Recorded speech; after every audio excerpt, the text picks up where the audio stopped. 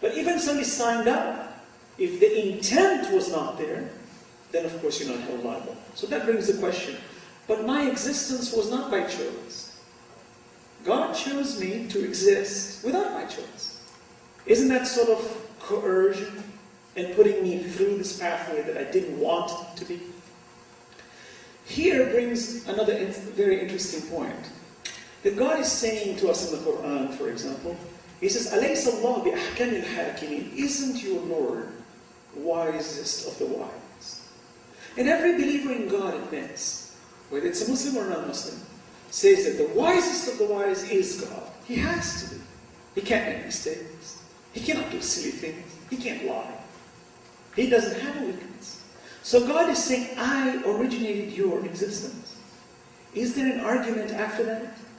That if I am the wisest of the wise and I put you here, is there such a thing that I should ask you, should you exist or not? Because it's always going to trump your decision, because God's decision is superior to mine.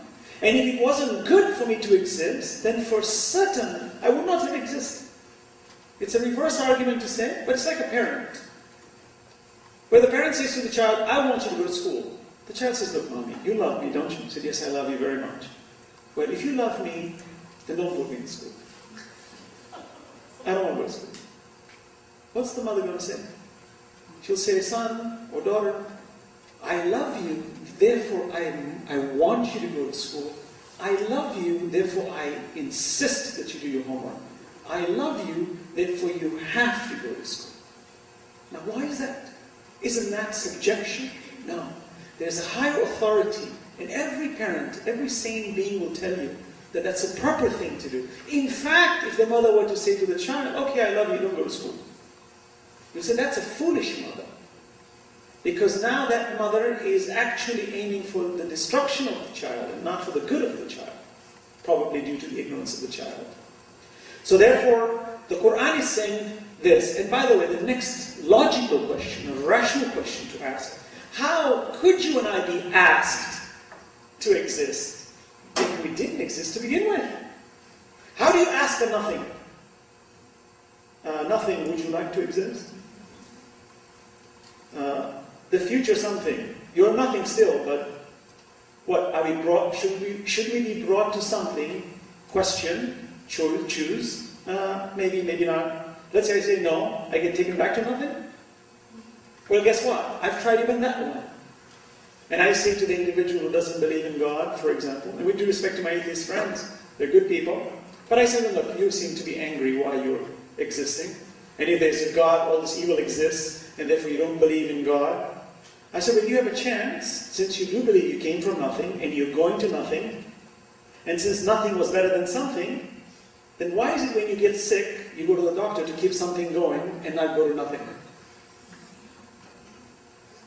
And he looks at me and says, well, I wouldn't suggest for you to go and put a bullet in your head, or drink some poison, because even you know that as much as you may complain, still what you have is better than not having. So God is saying to me, look at you.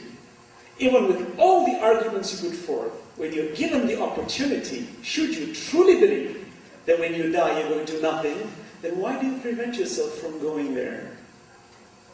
Why do you work so hard not to go there? See, that's the inner conscience of this individual being that God is talking about. And God is saying, we have guided you. So these prophets that came were given the scriptures, and it came in stages. And the stages came where the laws of God were simple in the initial stages, and it became more complex in the later stages. As man progressed with the understanding, it became more laws and more understanding, and the vision became broader. And the final revelation that came was the Quran given to the Holy Prophet 14 centuries ago. If you read the scriptures, especially the Abrahamic scriptures, the Torah, which is the Torah, if you read the Injil, which is the Quran, which is the Bible, if you read the Psalms of David, which is known as the Zabur, you'll find a lot of similarities between all of them. For example, in the Old Testament, when God says, hear ye, Israel, O Israel, your Lord is one. This statement, if you underline it, you'll read it in all the scriptures of God. All. Hear ye, O Israel. Israel. Now, all Israel, is, of course, was being addressed to the children of Israel, but the principle is the same. Your Lord is one. Hear ye. This is the fundamental principle you must understand. So the Quran is saying we have guided you. How? Through these prophets. But even that's what we call an external force of guidance, where an external source comes and teaches me how to live. And our Prophet has mentioned a beautiful statement. He says, بُعِثْتُ لِأُتَمِّمَ مَكَارِمَ الْأَخْلَاقِ. Indeed, I have been sent to perfect your moral traits, meaning to make you good moral beings, kind, generous, forgiving, patient, loving, all the positive qualities of human behavior. The Prophet is saying, I have been sent to perfect that. Indeed, that was why I was sent.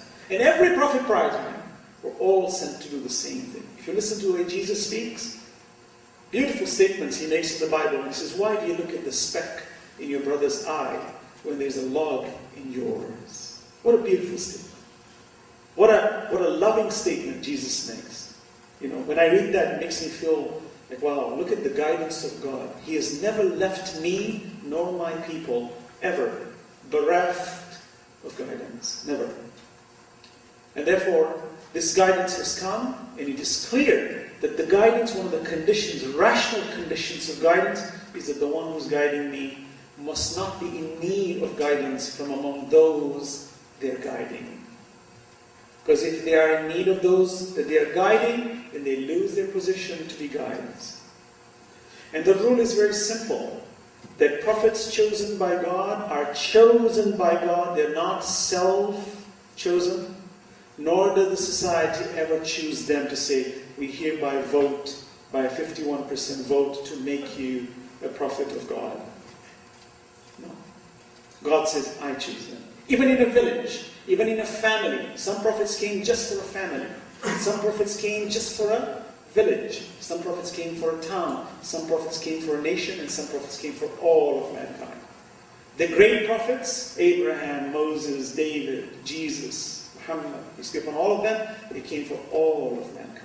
They were not only for a nation, they were for all of mankind. These were the grand prophets. Then there were the lesser prophets. And all of them came to guide mankind to have good moral conduct, to worship none other than one Lord, and to promote the good and to forbid the evil. These were the standards. So here Surah Al-Dahr basically states my mission in life. So what is the foundation of my existence? There's a magnificent verse in the Quran where God the Almighty, remember, He is the originator. He has no need. He's absolutely independent. God is not relative, He is absolute. He's the antithesis of relative, meaning He has no frame of reference. So God is saying to me in the Quran a very beautiful verse. He says, كَتَبَ عَلَى نَفْسِي الرَّحْمَةِ. I have made it incumbent upon myself mercy.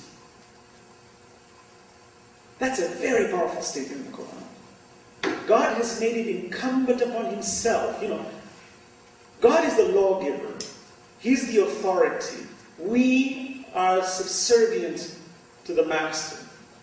Here the Master is saying, I have made myself incumbent, meaning mercy has been made incumbent upon me by myself. It's a figurative speech, of course. Meaning God is saying that the driving force for everything you will ever discuss, your existence on this earth and thereafter, is on the foundation of mercy. Rahman, mercy. Now mercy, if you look, is shared among the Abrahamic faiths, and of course other faiths too. But I'll talk about the Abrahamic faith since that is the predominant number of people in the world today. If you examine mercy in the Quran, every chapter in the Quran begins with Bismillah ar-Rahman ar-Rahim, in the name of God, the Beneficent, the Merciful. And you will find that that is the foundation of the religion of Islam. Among our Christian brethren, you will find it is the same. John 3:16, for God so loved the world, He gave His only Son, or begotten Son, however you want to look at it. You'll see that here, the foundation of that statement is also love of God. What differentiates slightly, though in principle it is the same, is that the way I see it is that love is a subset of mercy. When somebody is merciful, love comes part of it. A merciful mother is a loving mother. So the Quran is showing on a grander scale that this mercy, Rahman and Rahim, beneficence and mercy, is the driving force of your existence. Which I hope by my making such a statement, it is answering some of your questions in your mind to say, why do I exist? Why all these problems? Why the difficulty? We must never forget that the foundation by which all discussions exist upon is mercy. It has to be. And God is telling us in the Quran that the foundation of your existence is mercy. Implying that God is so merciful that He loves you, He guides you, He protects you, and He forgives you.